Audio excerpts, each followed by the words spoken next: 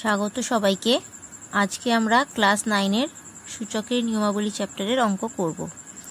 আগের দিন আমরা কষে দেখি 2-এর 1 আর 2-এর দাগের অঙ্কগুলো করেছিলাম।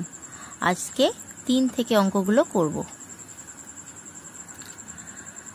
3-এর অঙ্কগুলো কি বলছে? মানের ঊর্ধ্বক্রমানুসারে সাজাই, মানে ছোট থেকে বড় অনুসারে সাজাতে হবে। প্রথমটাই কি আছে? 5 to the power 1/2, 10 to the power 1/4, 6 to the power 1/3। তাহলে প্রথমেই কি করব? এখানে পরপর লিখলাম 5 to the power 1/2, 10 to the power 1/4, 6 to the power 1/3। এবার যেহেতু সূচকগুলো পাওয়ারে মানে সূচকগুলো সব ভগ্নাংশ আছে, প্রথমে কি করব? ভগ্নাংশের হরগুলোর লসাগু করে নেব। মানে 2, 4 আর 6 এর লসাগু। 2, 4 আর 6 এর লসাগু কত হচ্ছে? 12। তাহলে প্রত্যেকটাকে এমনভাবে করব, হরগুলো প্রত্যেকটার 12 করব। যেমন ভগ্নাংশকে মানের ঊর্ধ্বক্রম অনুসারে বা অধক্রম অনুসারে সাজাতে গেলে যেটা করি সেটাই। তাহলে এটা কত হলো? 1/2, মানে এটা 6/12 করলাম। 1/4 মানে 3/12, আর 1/3 মানে 4/12। দেখো এটা কাটাকুটি করলে 6 2 12, 1/2 হচ্ছে 3 4 12, আর এটা 4 3 12। এবার কি করলাম? এটা করলাম 5 to the power 6 whole to the power 1/12, 10 cube 1/12, 6 cube 1/12। এখানে কি করলাম? তার মানে দেখো, আর এবার তাহলে 5 to the power 6 মানে কি? এই যে 5 to the power 2 + 2 + 2 মানে 3টে 5-এর স্কোয়ারের গুণফল। এবার 3টে 5-এর স্কোয়ার মানে কত? 25। 3টে 25-এর গুণফল। 3টে 25-এর গুণফল কত হচ্ছে? 15,625। তাহলে 15,625 হলো। তাহলে এখানে কত লিখলাম? 15,625 whole to the power 12। এবার 10 কিউব মানে 1000 whole to the power 12, 1/12। R 6 to the power 4 মানে এই যে 6 স্কোয়ারের গুণফল দুটো, মানে 36 × 36। তাহলে 36 × 36 কত হচ্ছে? 1296। তাহলে এটা কত হলো? 1296 whole to the power 1/12। তাহলে এখানে যখন সবার সূচকগুলো সমান হয়ে গেল, তাহলে এখানে নিধানগুলো দেখে আমরা চেক করতে পারবো কোনটা ছোট কোনটা বড়। এখানে সব থেকে ছোট নিধান কোনটা? 1000, মানে 10 to the power 1/4। তারপরে ওই জন্য লেস দেন, তারপরে কত? 1296, এই জন্য 6 to the power 1/3। তারপরে নিধান 15,625, এই জন্য 5 to the power 1/2। তাহলে এটা মানের ঊর্ধ্বক্রমানুসারে সাজানো হলো। তারপর 3-এর 2-এরটাও একই রকম। 3 to the power 1/3, 2 to the power 1/2, 8 to the power 1/4। এটাও একই প্রসেসে করব। তাহলে এটাও প্রথমে এই যে 3, 2 আর 4-এর লসাগু করে নিলাম। কত হলো? একইখানে লসাগু 12ই হচ্ছে। তাহলে এটাও একইভাবে 1/3 মানে 4/12 লিখলাম, 1/2 মানে 6/12, আর 1/4 মানে 3/12। এবার তাহলে এটা লিখলাম 3 to the power 4 whole to the power 1/12, 2 to the power 6 whole to the power 1/12, 8 cube whole to the power 1/12। তাহলে 3 to the power 4 মানে কত? 81, 2 to the power 6 মানে 64, আর 8 কিউব মানে হচ্ছে 512।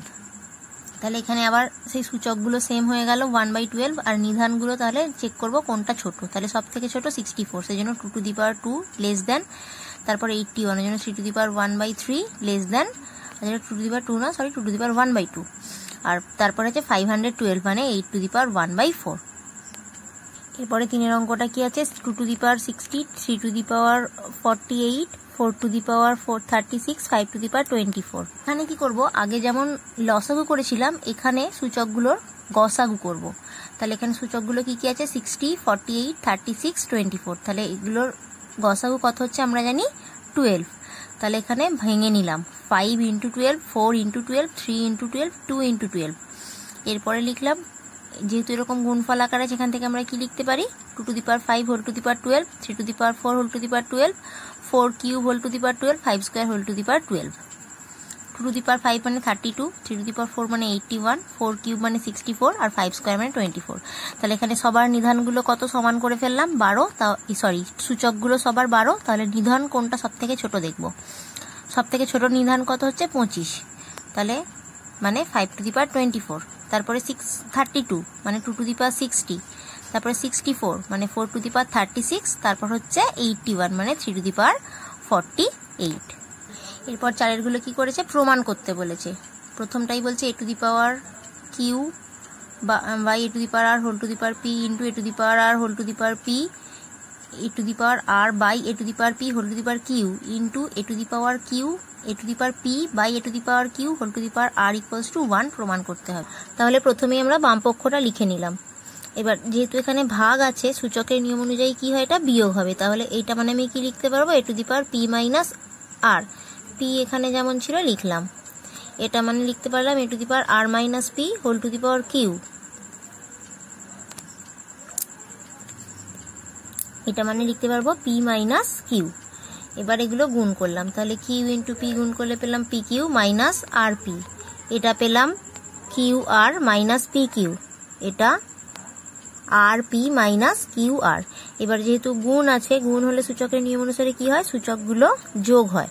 তাহলে এটা হলো A to the power P Q minus R P plus Q R minus P Q plus R P minus Q R. তাহলে এখানে plus P Q minus P Q কাটলো, minus R P plus R P কাটলো, plus Q R minus Q R কাটলো। তাহলে কত পেলাম, A to the power 0। এবার আমরা জানি কোনো সূচক 0 হলেই সেটার মান কত হয়, 1। তাহলে সমান ডান পক্ষ প্রমাণিত হলো। এরপর 2-এরটা, X to the power M by x to the power N whole to the power M plus N, X to the power N by x to the power L whole to the power N plus L, X to the power L by x to the power M whole to the power L plus M equals to 1 প্রমাণ করতে হবে। একইভাবে বাম পক্ষ বলে লিখে নিলাম, এখানে X to the power M by x to the power N মানে কত হবে, X to the power M minus N.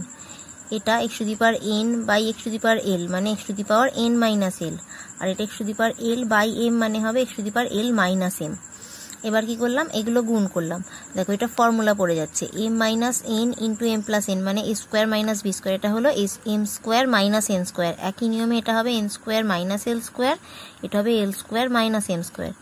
গুণ আছে মানে সূচকগুলো যোগ হয়ে যাবে। তাহলে x to the power m square minus N square plus N square minus L square plus L square minus M square. এবার M square minus M square কাটলো, মাইনাস এন স্কোয়ার প্লাস এল স্কোয়ার কাটলো, minus এল square plus এল square কাটলো। তাহলে কি পেলাম, x to the power 0। তাহলে x to the power 0 মানে value কত, 1। এরপর 3-এরটাও একই রকম আছে, এখানে শুধু এটা 2-এর মতো, যেখানে শুধু এই সূচকটা পাল্টেছে। এখানে কি আছে, X to the power M by x to the power N whole to the power M plus N minus L, সেজন্য এটা ফর্মুলায় ফেলতে পারবো না। এটা আছে এন প্লাস এল মাইনাস এম, এটা আছে L plus M minus N. একইভাবে বাম পক্ষটা লিখে নিলাম, X to the power M by x to the power N whole to the power M plus N minus L, X to the power N by x to the power L whole to the power N plus L minus m, x to the power L by x to the power M whole to the power L plus M minus m. একইভাবে যেহেতু ভাগ আছে, সূচকগুলো বিয়োগ হলো, এটা হলো m minus N, এটা এন মাইনাস এল, এটা এল মাইনাস এম। এবার এখানে ফর্মুলায় পড়বে না, সরাসরি গুণ করব। এটা গুণ করলে কত হচ্ছে, এম ইন্টু এম মানে N square plus M N minus L M. এবার এটা মাইনাস এন এর সাথে গুণ করবো, তাহলে minus M N minus N square মাইনাসে মাইনাসে প্লাস এন এল। এইটা X to the power N into N মানে N square plus N into L plus N L, আর এটা প্লাসে মাইনাসে মাইনাস এম এন এল। এবার মাইনাস এল এর সাথে গুণ করলে মাইনাস এন এল প্লাসে মাইনাসে মাইনাস এল স্কোয়ার মাইনাসে মাইনাসে প্লাস এল এম।